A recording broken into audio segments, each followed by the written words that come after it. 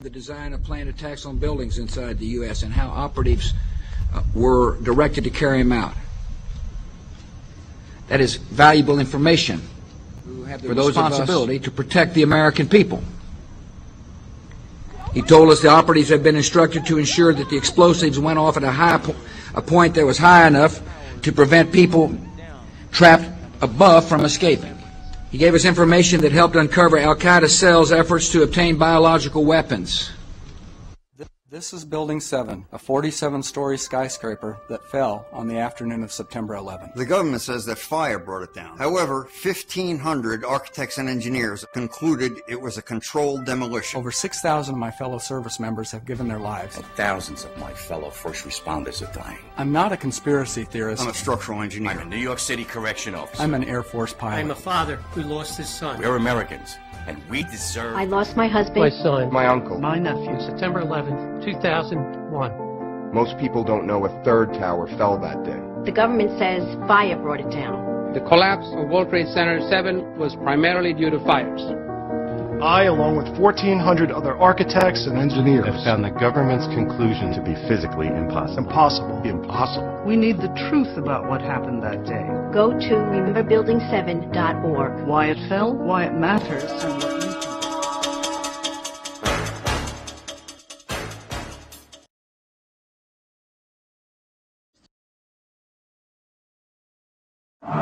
For ending the madness is to take back control over your own money.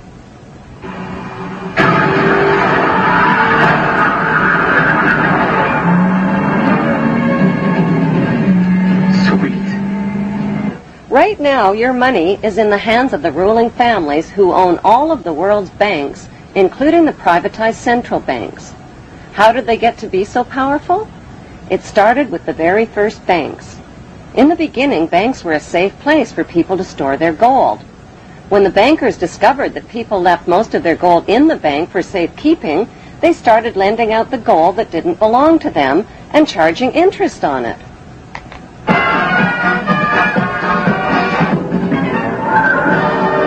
Soon, kings and royalty were borrowing gold from the bankers to finance wars. Since wars were extremely good for business, the bankers started stirring up conflicts that led to more wars. Then they lent money out to both sides of the wars and collected huge interest rates.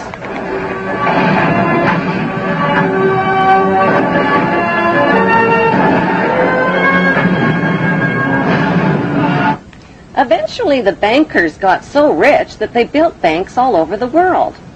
They made millions in interest just by loaning out other people's money that didn't belong to them. They bought mansions and fancy clothes and hosted extravagant parties.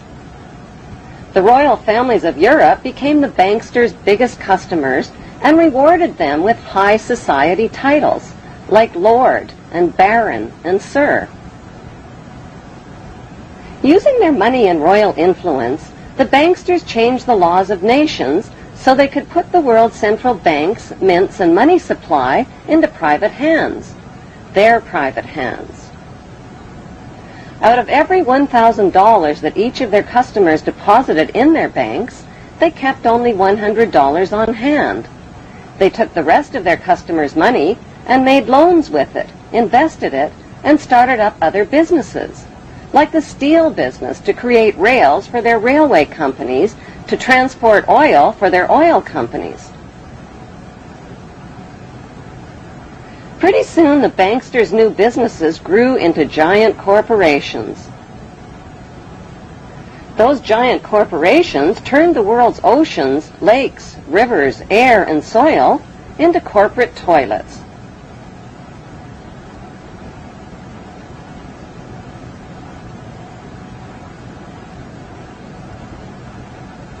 When profits from all their oil, mining, and drug company monopolies soared, the banksters became the world's richest men, but their greed had no limits.